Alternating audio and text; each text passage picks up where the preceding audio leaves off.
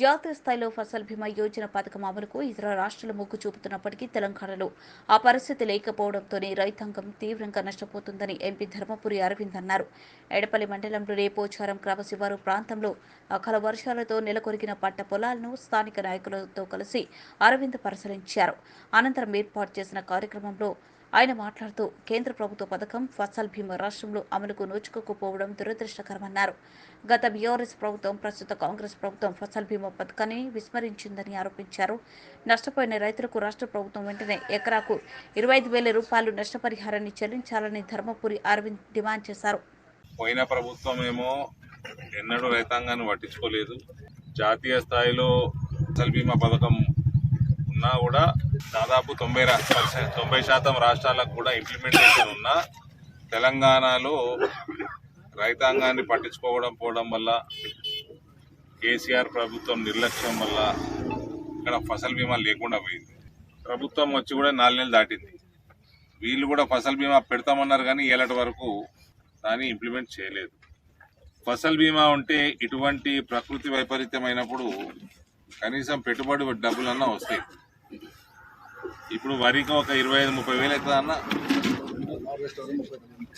Harvesting కి. పెట్టుబడి అయితే 25,000 అవుతుంది, 25,000 అవుతుంది.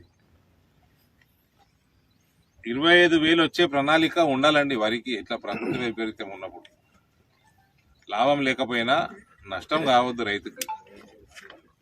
ఇటువంటి ప్రణాళికాబద్ధమైన ప్రభుత్వాలు లేకుండా పోతా ఉన్నాయి తెలంగాణలో. ఇది దురదృష్టకరం.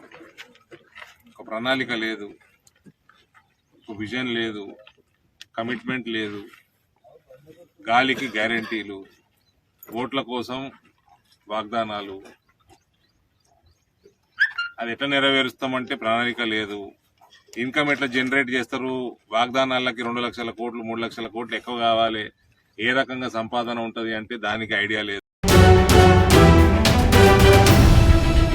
ఎన్నో సంవత్సరాలుగా మీరు రాజకీయాల్లో ఉండి ఉంటారు.